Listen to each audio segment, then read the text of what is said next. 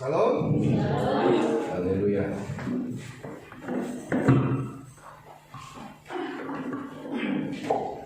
Bapak Ibu bersukacita pagi hari ini, amin.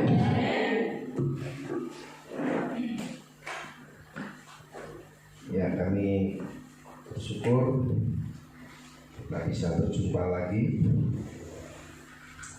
Ya, saat ini kami mengajak jemaat untuk bersama-sama melayani. Ya. Haleluya. Tadi ya saking asiknya di jalan ya, sampai kebablasan mau sampai pada mana. Ya, Pak Gembala sudah ingatin agar pakai Google Map ya, karena sudah terlalu sering kesini jadi terlalu pede. Haleluya. Tuhan memberkati kita semua. Pagi ini saya menyampaikan firman Tuhan ya. Judulnya memanage kekhawatiran supaya bebas depresi. Haleluya. Saudara-saudara, setiap kita manusia tidak bisa tidak pasti memiliki kekhawatiran. Ya, haleluya. Yang pengusaha maupun yang petani, ya, ibu-ibu, ya, bapak-bapak, pasti semuanya memiliki kekhawatiran. Ya, khawatir itu alamiah, ya. Semua manusia bisa khawatir, ya. Tetapi pagi ini kita mau belajar bahwa kekhawatiran itu harus di-manage, ya. Kekhawatiran itu harus diatur, ya. Seperti sebuah gereja itu organisasi, ya. Kenapa dibuat organisasi? Ya supaya teratur, supaya tertib. Haleluya, amin. Sebab itu gereja ini membutuhkan dukungan Bapak Ibu Saudara, ya, supaya gereja ini juga terus bisa menjadi berkat, ya. Nah, kekhawatiran pun begitu, Saudara. Kekhawatiran itu datang tidak diundang, ya. Bisa kapan saja. Ya, ibu-ibu yang semakin sepuh, semakin bertambah usia bisa khawatir, ya. Kalau suaminya nggak dilihat, ya, seharian sudah khawatir, sudah takut, ya. Kenapa? Karena sudah tidak muda lagi, ya. Haleluya. Ya. Tetapi kekhawatiran itu bisa di-manage, ya, bisa diatur supaya tidak menimbulkan stres, ya. Nah, stres itu ada levelnya, ya. Kalau yang paling tinggi itu namanya gila. Haleluya. Jadi pagi ini kita mau belajar, saudara-saudara, bagaimana Tuhan Yesus, ya, di dalam khotbah di bukit sudah memberitahukan bahwa kekhawatiran itu bisa mencuri sukacita, ya. Kekhawatiran itu bisa membuat orang tidak fokus kepada tujuan. Ya, mari kita akan baca di dalam Matius pasal 6 ayat 25 sampai 27, ya. Matius pasal 6, ya, bisa dibaca? Jelas, ya? Matius pasal 6 ayat 25 sampai 27. Yang pria dulu membaca ayat 25 bergantian, ya, sampai ayat yang ke-27. Matius 6 ayat 25, yang pria dulu. 1, 2, 3. Karena itu aku berkata kepadamu, janganlah khawatir akan hidupmu, akan apa yang hendak kamu makan atau minum, dan janganlah khawatir pula akan tubuhmu, akan apa yang hendak kamu pakai. Bukankah hidup itu lebih penting daripada makanan, dan tubuh itu lebih penting daripada pakaian. Yang wanita,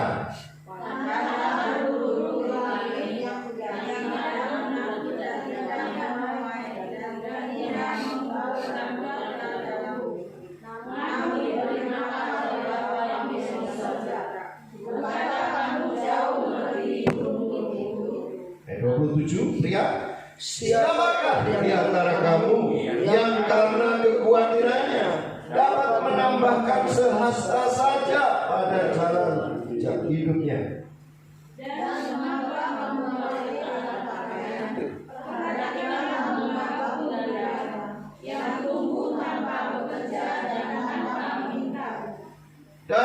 Dan namun aku berkata kepadamu, ayat 29, Salomo dalam kemegahannya tidak berpakaian seindah salah satu dari bunga bakung itu.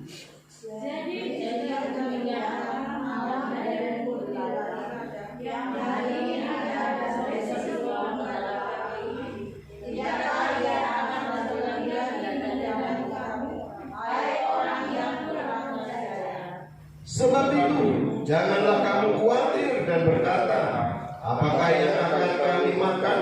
Apakah yang akan kami minum? Apakah yang akan kami pakai? Semua itu menjadi masa-masa yang menantang. Akan tetapi Bapamu yang di surga tahu bahwa kamu memerlukan semuanya itu. Tetapi carilah dahulu kerajaan Allah dan kebenarannya, maka semuanya itu akan ditambahkan kepadamu. Sebab itu janganlah kamu khawatir akan hari esok, karena hari esok mempunyai suasana sendiri. Kesusahan hari Haleluya. Amin. Amin. Bapak Ibu saudara-saudara, ya, kata khawatir di sini 3 kali diulang, ya. Yesus di dalam pengajarannya, ya, Matius pasal 5 sampai pasal 7 itu meletakkan fondasi bagi umat kerajaan Allah, ya. Tuhan Yesus mengajarkan suatu kebenaran yang akan menjadi fondasi, ya. Jadi kalau Bapak Ibu baca pasal 5, Matius pasal 5 sampai pasal 7 itu kebenaran yang menjadi fondasi yang sangat penting buat gereja, ya. Supaya kita sebagai ciptaan baru, sebagai umat Allah tidak mudah digoncang oleh berbagai masalah. Haleluya, amin. Ya, nah salah satunya saudara yang suka menggoncang hidup kita itu adalah masalah-masalah kebutuhan sehari-hari. Ya. Makanya di dalam Matius pasal 5, ya, ayat yang ke-15 di sana, ya, dikatakan pelita itu harus ditaruh di atas gantang, ya, jangan di bawah gantang. Ya, gantang itu apa? Gantang itu tempat beras, ya, tempat makanan. Ya. Artinya hidup kita sebagai anak Tuhan itu kalau tidak ditaruh di atas, ya, kalau kita tidak hati-hati, kita sebagai anak Tuhan itu tidak bisa menjadi saksi gara-gara masalah kebutuhan hidup sehari-hari, gara-gara urusan perut, gara-gara urusan pekerjaan, sehingga kita tidak bisa mengenal Tuhan, kita tidak bisa melayani Tuhan, karena setiap hari kita diganggu dengan urusan perut, dengan urusan kesibukan sehari-hari. Nah, saudara-saudara, di dalam pasal yang ke-6 ini kita belajar bahwa kita sebagai anak Tuhan jangan khawatir. Memang kekhawatiran itu akan datang, kesulitan itu pasti ada, ya. Tambah anak tambah sulit, tambah tahun tambah sulit, tambah tua tambah sulit, ya. Tetapi kita sebagai anak Tuhan, Alkitab katakan jangan khawatir, ya. Khawatir tidak bisa diusir, saudara, tapi khawatir bisa diatur. Sama-sama katakan khawatir bisa diatur. Khawatir bisa diatur. Sekali lagi katakan khawatir bisa diatur. Khawatir bisa diatur. Haleluya, amin. Ya. Artinya kekhawatiran itu kalau diatur, di-manage itu bisa jadi baik dalam hidup kita. Ya. Kalau tidak bisa bikin stres, bisa bikin berantem.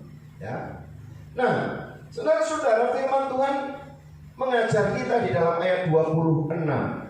Pandanglah burung-burung di udara yang tidak menabur dan tidak menuai dan tidak mengumpulkan bekal dalam lumbung, namun diberi makan oleh Bapakmu yang di sorga. Bukankah kamu jauh melebihi burung-burung itu? Siapa yang percaya bahwa kita diciptakan lebih spesial daripada burung? Angkat tangan. Yang percaya saja. Ya. Haleluya, amin. Bilang dengan sebelahnya, kamu lebih hebat dari burung. Amin. Amin. Burung aja dipelihara, tak burung emprit, ya burung gereja, ya semua burung diberi makan oleh Tuhan. Apa maksudnya, saudara? Ya, pasti ada maksudnya. Ya. Burung-burung itu bisa makan, tapi burung itu tidak bisa menanam, saudara. Amin. Amin.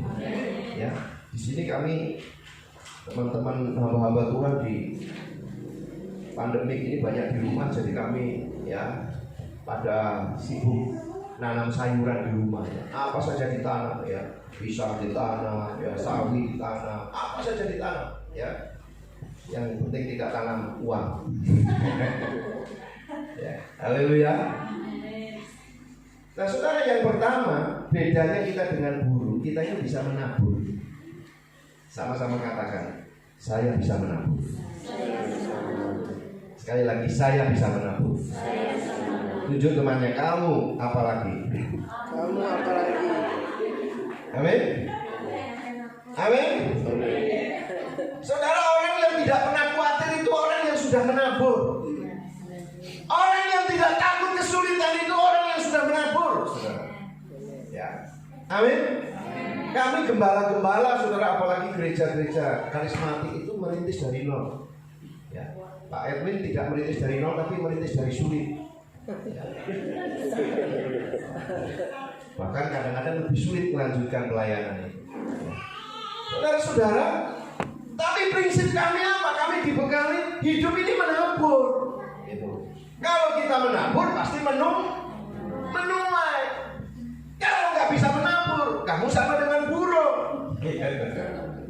Haleluya. Saudara-saudara, saya gembala ya sudah 25 tahun.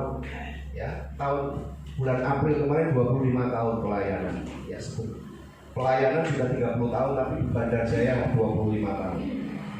Saya melihat orang yang menabur pasti diberkati, pasti dipakai Tuhan. Ya, amin. Amin. Ya. Firman Tuhan katakan, bukankah kamu jauh lebih melebihi burung-burung itu? Orang yang stres itu lupa bahwa dia lebih spesial daripada burung. Burung aja lepas bisa makan, saudara. Ya. Kalau saudara lepas bukan hanya makan, malah bisa bungkus. Karena saudara lebih pintar dari burung. Ya. Lihat aja kalau hari Natal, ya sudah makan kenyang masih bungkus. Ya. Itu namanya ibu-ibu kolobus, pasukan pembungkus. Yang lain belum kebagian udah sibuk bungkus. Ya. Saudara, pendeta-pendeta juga ada yang karunianya seperti itu. Ingat anak di rumah. Nah, saudara-saudara, jadi percayalah saudara itu lebih spesial daripada burung. Amin. Kenapa? Ya, karena kita bisa menabur. Ya. Haleluya. Kalau menanam pisang, saudara-saudara, saudara akan panen pisang. Ya. Galatia 6 ayat 7 katakan, karena apa yang ditabur orang, itu juga akan tuainya. Yang penting nabur. Saudara mau bertambah dari tahun ini, ya tahun depan mau lebih baik, saudara pikirkan nabur apa tahun ini. Karena nggak mungkin saudara menuai apa yang saudara nggak nabur. Ya. Oh, arisan aja kalau nggak bayar kita nggak bisa dapat. Ya. Haleluya. Jadi kalau mau panen pisang harus tanam pisang. Amin. Jangan lihat, kita pisangnya bagus ya. Satu saja nggak apa-apa lah saya. Jangan mikirnya hanya begitu. Ya, apalagi kalau di desa. Minimal cabai itu nggak beli, tomat nggak beli, itu sudah ya sudah mengurangi pengeluaran. Ya. Apalagi kalau nanam pisang, anak jadi sehat, ya. Sudah nanam jambu, wah, nggak ada lagi pengeluaran untuk beli buah, ya. Walaupun tukang jeruk keliling-keliling di sini 12 kali, saudara-saudara. Maaf ya, kami punya jeruk sendiri, kami punya jambu, ya. Haleluya. Ya udah kami yang beli, oke. Ya dia yang beli, saudara. Amin. Ya. Mau panen anggur, nanam anggur, saudara-saudara. Ya, sekarang ini semua ada bibitnya, buah naga. Ya, saudara-saudara, ini bisa kita nikmati kalau kita menanam, ya, menabur. Haleluya. Saudara jangan maunya yang sudah dipiring terus. Bayangin Pak, enak ya kalau siang-siang begini makan ikan gabus. Bayangin dok, saudara, nggak mau karena ikan gabus, ya. Saudara-saudara, padahal kan kita bisa, saudara-saudara. Haleluya.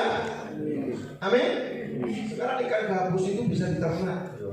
Karena minggu lalu kami mengunjungi GPDI di Kota Gajah, lagi ternak ikan gabus. Ya, saudara-saudara, tidak ada yang sulit sekarang ini. Ya, ini tanamannya siapa ini?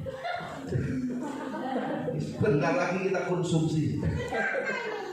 Ini saudara bersyukur dengan gembala dan badak saya. Saya perintahkan semuanya dipanen. Ya, kan nggak enak saudara kalau nganterin ya. Harusnya kan semua aja nganterin. Tapi kalau di gereja ya. Haleluya. Ya, ini saudara-saudara, ya, organik semua. Ya, Pak Edwin beras-beras basi, ya, walaupun belum basi, bilang wah ini udah basi. Ya, untuk pupuk organik supaya sehat, ya. Wah, ibu gembalanya jadi sehat, pagi-pagi sudah berjemur, nyiram, ya. Saudara daripada ngelamun, ngelamun di siang bolong kan. Saudara-saudara, ini menghasilkan, ya, sehingga kita bisa makan mie ayam nanti siang. Ya. Karena kalau sawi ini tidak ada temannya, tidak lengkap. Ya. Haleluya. Makanya suami menabur, istri menyiram, ya kan. Saudara, kalau kita bekerja sama itu indah. Amin. Amin. Ya, saya sudah datang kan dari Bandar Jaya ahlinya, Ibu Mira. Ya. Sebetulnya punya misi, ya, supaya bisa buka cabang, ya, mie ayam bakso terenak di Bangun apa? Sri Margoran.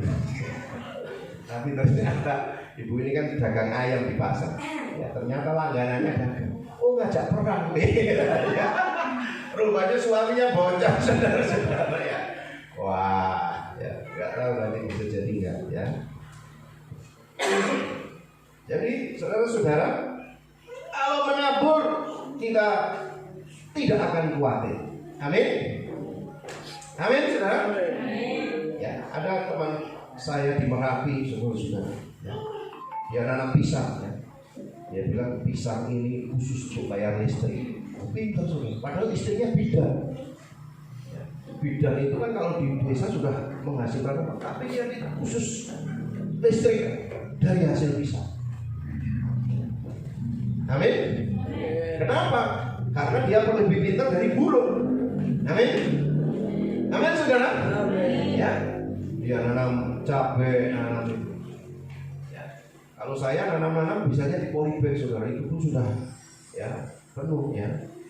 Karena banyak anjing di rumah. Ya, kami suka pelihara anjing, ya. Jadi tanaman-tanaman dirusakin anjing semua. Amin, saudara.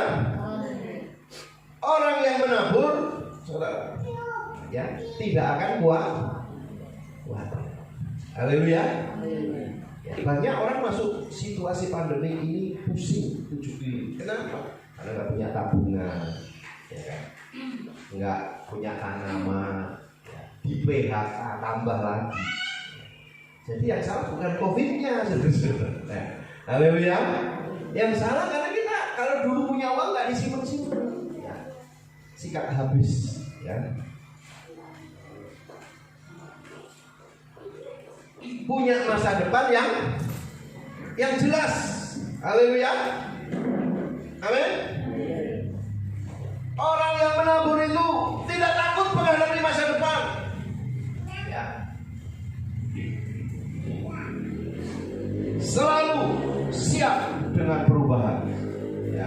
Mau COVID, mau apa? Ini saudara-saudara, akhir zaman ini kan saudaranya COVID mau pasti masih banyak, saudara.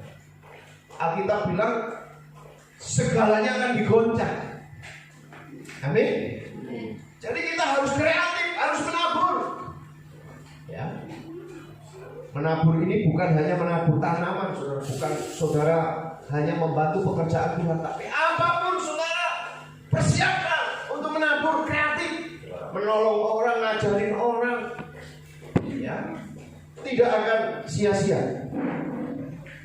Saudara-saudara, jangan saudara berkata kalau menabur itu bicara tentang modal. Mungkin saudara bilang, saya ini mau nanam tapi nggak punya tanah, nggak punya perkarangan. Ya. Saudara bisa tanam di pinggir jalan. Ya. Sekarang di desa-desa itu setiap pinggir jalan ada tanaman, ya. Amin. Panjang-panjang, apa saja ditanam. Itu namanya orang yang kreatif. Ya. Karena kalau di kamu nggak beli pupuk, saudara bisa minta. Ya. Nah, saudara-saudara di Bali ada pengusaha yang menjadi salah satu orang terkaya di Indonesia. Ya. Jadi kalau ke Bali itu saudara beli oleh-oleh pasti ya kita biasanya dibawa oleh tour, oleh travel itu ke toko-toko yang namanya Krishna. Ya, saya pernah masuk di toko ini, saudara-saudara, karena saya pernah ke Bali. Ya. Nah, saudara-saudara, Krishna ini lahir dari keluarga yang miskin. Waktu dia lulus SMP, bapaknya udah bilang, bapak nggak bisa nyekolahin kamu lagi. Ya. Jadi kamu harus bekerja keras, kamu harus berusaha sendiri.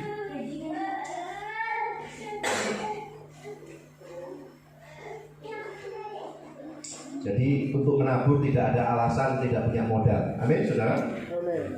Asal saudara ingat saya lebih pintar dari burung, itu pun saudara sudah bisa. Ya, haleluya. Ya, kita lihat kesaksiannya singkat.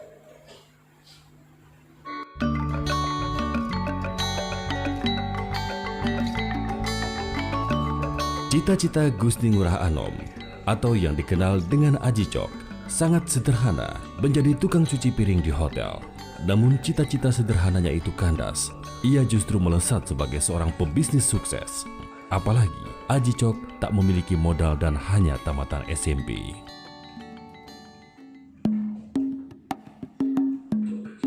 Cok kecil yang lahir di Buleleng, Bali pada 5 Maret 1971 ini sempat menunggangi nasib dan masa depannya yang suram usai ayahnya Gusti Puturaka menyatakan tidak mampu membiayai sekolahnya. Cok pun memutuskan untuk meninggalkan desa kelahirannya, Desa Tangguwisya, Kecamatan Seririt, Kabupaten Buleleng menuju Denpasar. Cok pergi hanya dengan baju yang melekat di badan, dengan menumpang truk sampai terminal Ubung. Cok kemudian melanjutkan perjalanannya dengan berjalan kaki di sepanjang Sungai Noja. Untuk melepas dahaga, ia hanya minum air sungai. Langkah kakinya akhirnya mengantarkan Cok ke sebuah pos satpam di Hotel Rani, Sanur. Ia menumpang sementara di pos satpam tersebut. Sebagai ungkapan terima kasih diizinkan menumpang, Cok membersihkan halaman dan mencuci mobil, baik mobil tamu maupun mobil pemilik hotel. Dari pekerjaannya mencuci mobil, Cok mendapatkan imbalan yang lumayan besar. Namun, Cok terpaksa harus menghentikan pekerjaannya sebagai tukang cuci mobil karena penyakit rematik yang menyerangnya. Ia pun menumpang di rumah pamannya yang seorang pengusaha konveksi kecil-kecilan. Di rumah pamannya ini, Cok turut membantu usaha pamannya, melakukan apapun yang bisa dikerjakannya.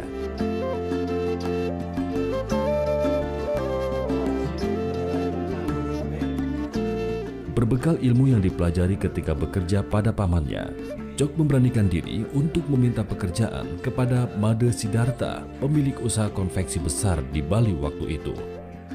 Melihat kesungguhannya, Made Sidarta menerima Cok menjadi pegawainya.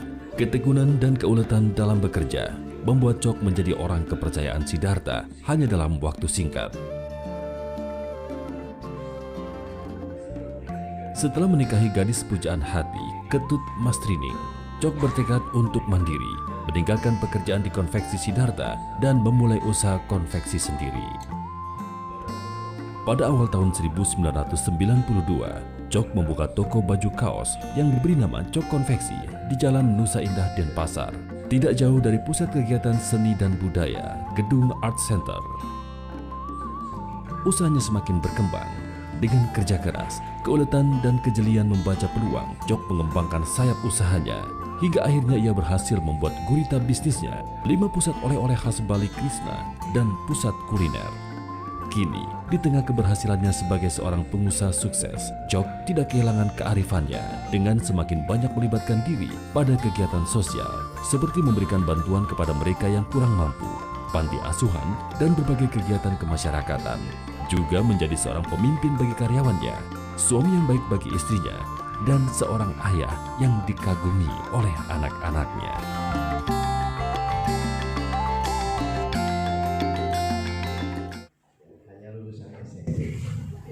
Amin. Nyapu itu nabur. Kalau nyapu di rumah sendiri enggak, ya, itu untuk kebersihan kita sendiri. Tapi kalau nyapu di rumah orang, bantu, apa yang bisa saya bantu, itu nabur kita. Amin. Ya. Saudara, hubungan kita dengan orang lain itu sangat penting. Ya. Kalau kita tidak punya modal, tapi orang nggak punya teman, ya orang nggak senang dengan kita, ya sudah habis, saudara, itu sudah tertutup. Ya. Makanya karakter itu sangat penting. Haleluya. Karena kebaikan apa yang kita lakukan itu seperti benih, saudara. Ya. Seperti benih yang kita tabur, yang suatu saat kita pasti akan menuai. Ya.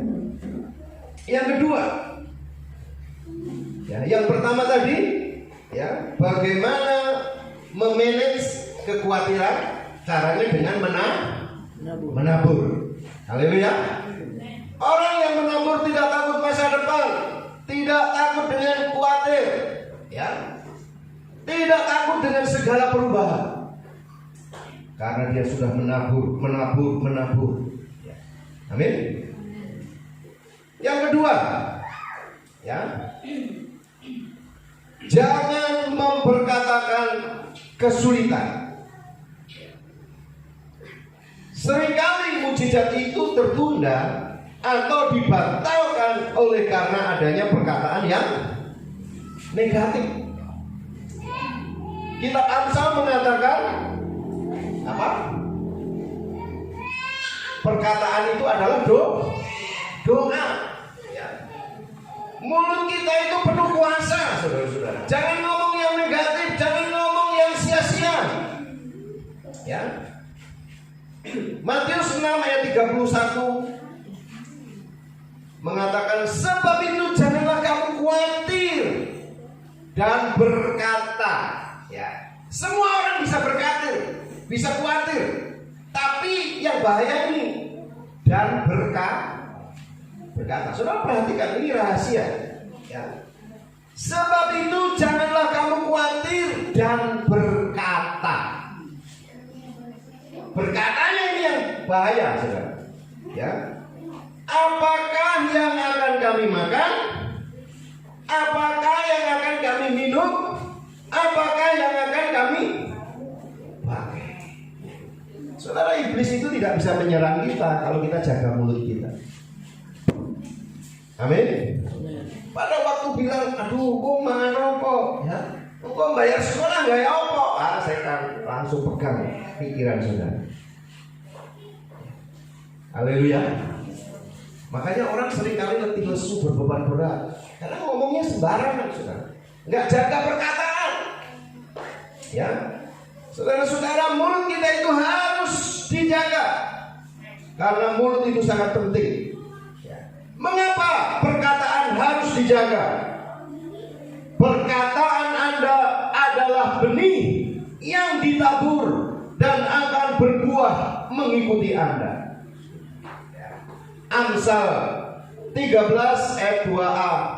Dari buahnya, dari buah mulutnya seseorang akan makan yang baik. Amin.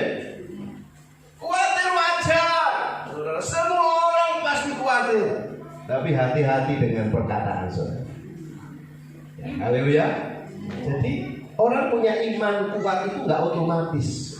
Itu dibangun dari perkataan. Kenapa? Karena kita percaya dengan firman Tuhan, saudara.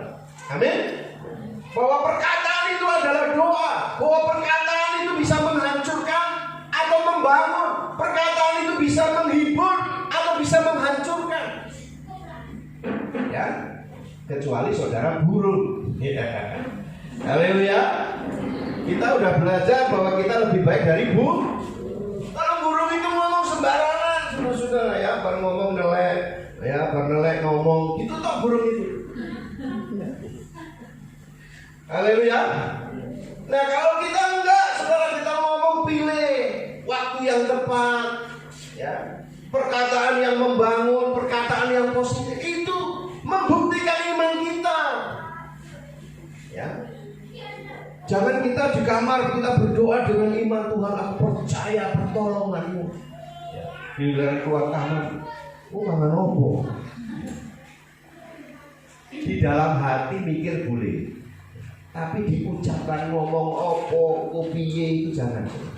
Karena iblis akan serang pikiranmu. Itu cara kerja iblis. Ya. Kalau sudah terucap, ya, iblis bisa menyerang kita. Tapi kalau masih di dalam hati, iblis gak tahu. Haleluya.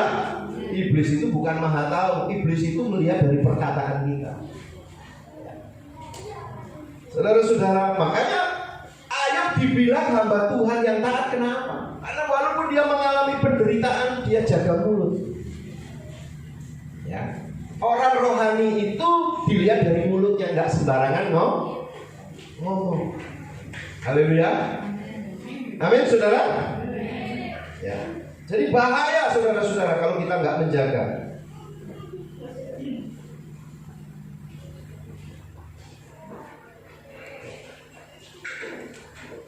Ini sebuah contoh, saudara, kalau nggak jaga perkataan. Suaminya pulang kantor, saudara-saudara. Ya, kebetulan suaminya agak jorok, taruh kaos kaki di mana-mana. Itu artinya kamu nggak bisa taruh di sana, ya. Ya. Nah, kalau di nyonya muda, saudara-saudara, beda pelayanannya. Pijetin, capek ya? Gimana kerjamu seharian? Ya, sudah.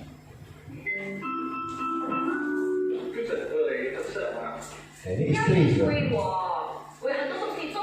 jangan tanya-tanya terus, ambilin barang, bantu sana. Tanya suaminya udah makan belum? Bukan diomelin. Nah ini kalau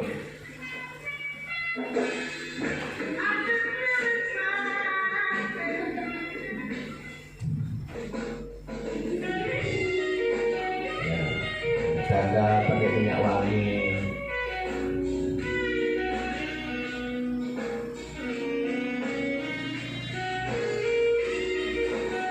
Tetapi istrinya sesuai dengan perkataannya, saudara-saudara.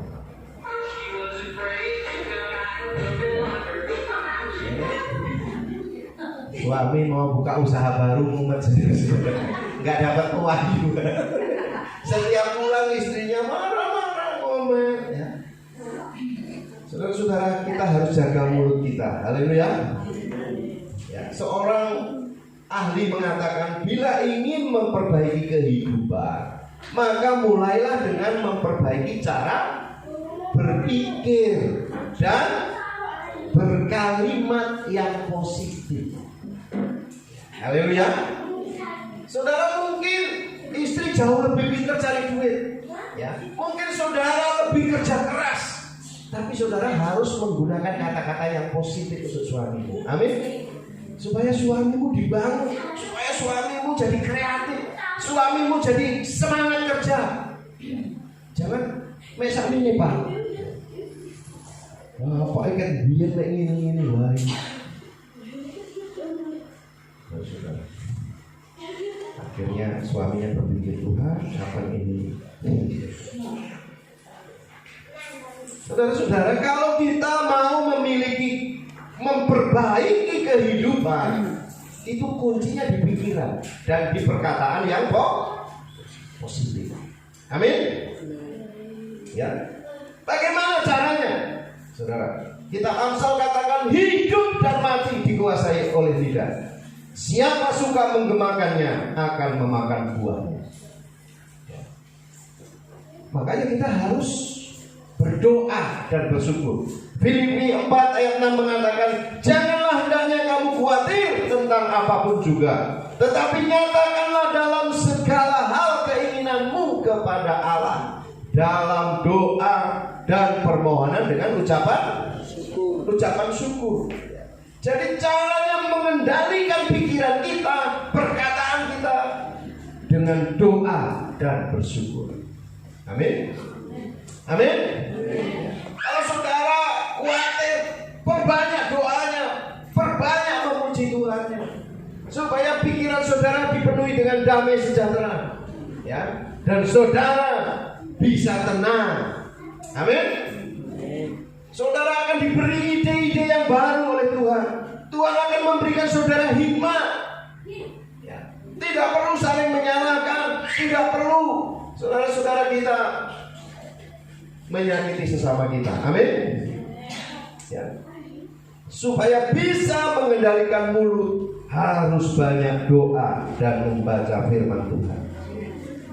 Hati kita akan dipenuhi damai sejahtera pada saat kita datang kepada Tuhan. Haleluya. Ketakutan akan lenyap, ya, kekhawatiran akan lenyap. Yang ketiga, bagaimana mengatur kekhawatiran? Yang ketiga, hidup untuk hari ini. Matius 6 ayat 34 mengatakan, sebab itu janganlah kamu khawatir akan hari besok, karena hari besok mempunyai kesusahannya sendiri. Kesusahan sehari cukuplah untuk sehari. Hari ini kita atur dengan benar. Ya, amin saudara. Karena hari besok tergantung hari ini. Gitu. Amin. Bukan hari ini tergantung hari besok, jangan dibalik. Hari besok, hari depan tergantung hari ini. Kalau hari ini saudara menabur, hari ini saudara bersyukur, hari ini saudara menabung, tenang besoknya. Amin. Jangan dibalik-balik hidup ini, mikirin ini depan. Hari ini nggak dipikirin. Ya. Amin, saudara. Kalau mulai hari ini saudara hidupnya berubah, mulai menabung, ya, mulai bangun hubungan yang baik seperti Krishna tadi. Ya. Saudara, kita harus cek karakter kita. Ya. Teman baik kita berapa? Ya. Amin. Amin, saudara. Amin. Tanya dengan Pak Edi, ya. Kami gembala-gembala saudara-saudara kerjasama. Kenapa? Karena kami mau Lampung Tengah ini dikerjakan sama-sama. Kami nggak mungkin bisa kerja sendiri-sendiri. Ya, haleluya. Amin. Kami bangun hubungan, kami saling menolong, saling memberi, saudara-saudara. Ya, supaya kita bisa membangun Lampung Tengah. Di dalam kitab Mazmur 128 ayat 5 dan 6 dikatakan, orang-orang yang menabur dengan mencucurkan air mata akan menuai dengan sorak-sorai. Orang yang berjalan maju dengan menangis sambil menabur benih pasti pulang dengan sorak-sorai sambil membawa berkas-berkas. Nah, pertanyaannya kapan menabur? Hari ini. Amin. Seringkali kita hanya mikir nanti aja ya, kalau dapat utangan. Nanti aja ya kalau dapat modal.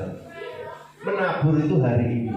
Berdoa, mulai saudara tabur di dalam alam rohani saudara, di dalam benih iman saudara, mulai menabur hari ini, maka saudara akan menuai dengan sorak-sorai. Haleluya. Nggak usah khawatir dengan hari esok, karena hari esok punya kesusahannya sendiri. Mari saudara saya baca dulu. Ya, saya belum sempat catat. Kita baca dulu Filip 2 Timotius pasal 2. 2 Timotius pasal 2 kita baca ayat 1. 2 Timotius ayat 1 dan ayat ke-6. Sama-sama. 2 Timotius pasal 2 ayat 1. 1, 2, 3. Sebab itu, hai anakku, jadilah kuat oleh kasih karunia dalam Kristus Yesus. Ayat 6 kita baca sama-sama. Seorang petani yang bekerja keras haruslah yang pertama menikmati hasil usaha. Amin. Enaknya jadi petani itu apa, saudara? Jadi yang pertama. Amin. Amin. Enaknya orang yang menabur apa? Pasti diutamakan oleh Tuhan. Haleluya. Amin. Amin. Ya. Hidup ini adalah kesempatan untuk kita menabur, saudara. Menabur dengan doa, menabur dengan menolong tetangga, menolong orang lain. Harus terkenal, saudara, ini entengan. Ya, kalau orang Jawa bilang itu entengan. Bapak itu entengan. Oh, coba bapak kaya. Wah, bapak kaya malang retro. Kalau di desa ini saudara terkenal malang retro, ya. Wah, kacau. Saudara harus terkenal jadi orang yang enteng. Amin. Amin, saudara. Wes itu kalau dimintain tolong enak. Perlu apa-apa yuk, hubungi bapak itu. Jangan saudara dimintain tolong jalannya. Oh, soal seorang bisa nulis. Saudara perhatikan, kalau orang minta tolong saudara terus tidak pernah menghubungi saudara lagi, itu berarti karakter yang bermasalah. Amin. Amin, saudara. Kalau Pak Edwin datang ke rumah saya nggak datang lagi, berarti saya punya masalah dengan hidup saya. Haleluya. Amin, saudara. Orang Kristen itu harus jadi terang, jadi garam. Makanya saudara kalau berurusan dengan Tuhan, saudara-saudara itu bukan berurusan duit, ke gereja biar diberkati, biar kaya, bukan itu. Kalau saudara hidupnya menabur, pasti saudara diberkati Tuhan. Amin. Kenapa? Lahir Krishna tadi itu bukan orang Kristen. Ini tokonya terbesar di Asia, saudara. Kenapa? Karena waktu dia dikasih numpang tidur di mana tadi? Pos satpam aja bantu nyapu. Orangnya dari kecil sudah tahu diri. Haleluya. Amin. Saya walaupun sudah pendeta, kalau nginep di rumah orang saya cuci piring. Haleluya. Itu karakter kita. Jangan sampai nggak ditanya-tanya bagaimana kabarmu. Ya, sudah sering ketemu di Facebook dia, nggak pernah ditanyain kabar. Waduh, ini benar kita. Karena tidak semua orang punya keahlian. Ya, memang ada orang yang tidak perlu pertolongan orang bisa maju juga. Tapi kalau kita memang ya diizinkan Tuhan masih sulit, ya karakter andalan kita. Amin. Ya. Saudara-saudara, setiap hari baca Alkitab. Jangan bosan baca Alkitab. Sampai tua baca Alkitab.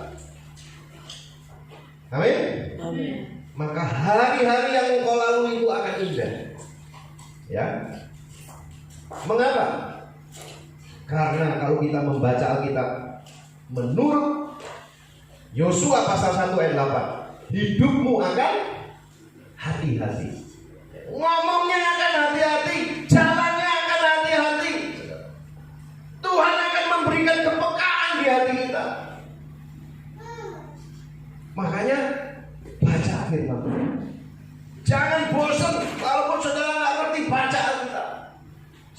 akan memiliki kehati-hatian. Yang kedua, saudara akan beruntung. Orang yang hati-hati pasti hidupnya untung, nggak masuk lubang. Untung. Ya kalau orang Jawa. Kenapa untung? Hati-hati, saudara-saudara. Ya, haleluya. Amin. Makanya, saudara-saudara, hari ini kita harus baca Alkitab. Setiap hari kita harus baca firman Tuhan supaya hidup kita hati-hati dan beruntung. Ya. Matius 6 ayat 33. Tetapi carilah dahulu kerajaan Allah dan kebenarannya, maka semuanya itu akan ditambahkan. Ya. Yang pertama tadi menabur. Orang yang mencari dulu kerajaan Allah itu hobinya harus menabur. Amin. Ya, kerajaan Allah itu bicara kehidupan yang dipimpin oleh Tuhan. Kalau hidupmu dipimpin oleh Tuhan, pasti kau ingin berbuat baik, pasti kau ingin melakukan banyak hal. Ya. Kebenaran adalah pakaian baru kita sebagai anak-anak Tuhan. Atau jalan hidup orang benar itu adalah kebenaran. Ya. Jadi carilah dulu kerajaan Allah itu kehidupan yang dipimpin Tuhan, dan hidup kita itu hidup orang benar. Maka Tuhan akan menambahkan yang masih kurang dalam hidup. Haleluya. Amin. Amin, sudah. Ya. Saudara-saudara, saya percaya ya, kalau saudara sudah melakukan, saudara pasti mengalami. Ya. Saya juga saudara-saudara waktu memulai pelayanan, ya, kursi gereja pun tidak ada. Saya hanya disewain buku. Tapi mulai menabur, kami bangun hubungan, dikasih sepeda, kemana-mana naik sepeda. Oh, saudara-saudara, bangun hubungan, ya, orang bantu pelayan. Amin. Amin, saudara. Amin. Walaupun saya pendeta, tapi kalau saya nggak menabur, nggak bangun hubungan, ya, nggak mendoakan orang, nggak mengunjungi orang, ya, saudara-saudara pasti tidak ada yang saya tuai. Haleluya, amin. Siapa yang percaya bahwa saudara bisa mengatasi kekhawatiran akan?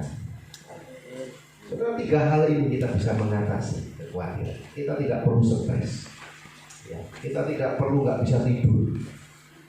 Kita nggak perlu harus ada refreshing seperti orang dunia, ya. Ya, kalau ada duit, ada kesempatan, puji Tuhan. Ya, tapi itu bukan harus. Ya. Damai sejahtera itu harus kita alami tiap hari. Amin.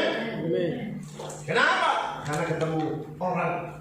Tujuan kita bukan minta bantu, tapi kita tujuan orang membantu. Haleluya. Tuhan memberkati. Mari kita bangkit berdiri, saudara. Haleluya.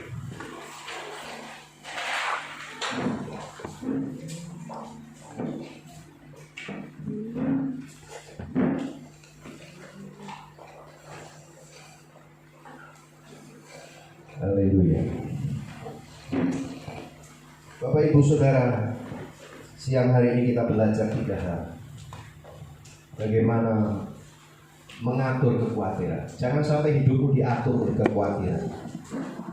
Jangan sampai hidup kita ditindas oleh ketakutan. Karena roh yang ada di dalam kita lebih besar. Haleluya. Saudara-saudara, sekarang setiap kali saudara memandang ke langit, melihat burung-burung udara, saudara bisa bersyukur, Tuhan, aku lebih dari burung. Haleluya. Istri-istri bisa berkata, aku bisa membahagiakan suami. Suami-suami berkata, aku bisa membahagiakan. Hidup ini menabur.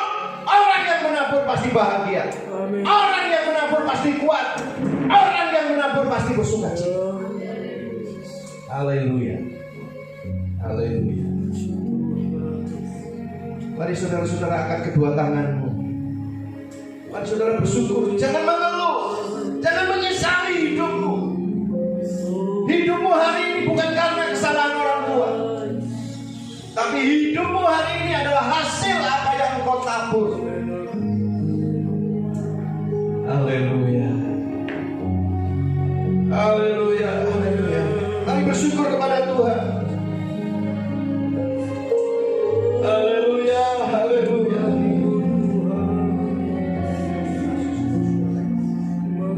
Haleluya. Mari kita nyanyikan pujian tadi. Yesus, kau sungguh baik. Dia sangat baik. Karena dia memberitahu kita hikmat, sehingga kita tidak bisa dikalahkan oleh ketakutan, tidak bisa dikalahkan oleh kekhawatiran. Haleluya. Haleluya. Haleluya.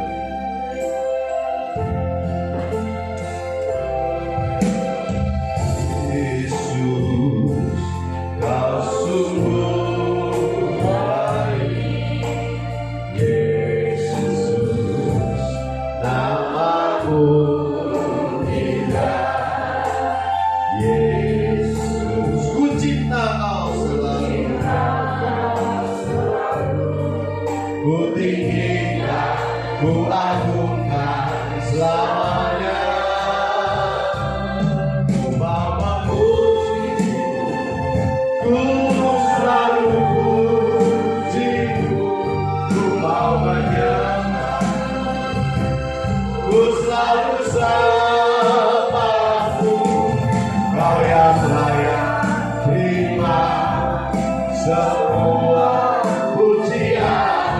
Kemuliaan hanya bagi Tuhan. Ku mau memuji, ku mau memuji, ku selalu pujimu. Ku mau menyembahmu.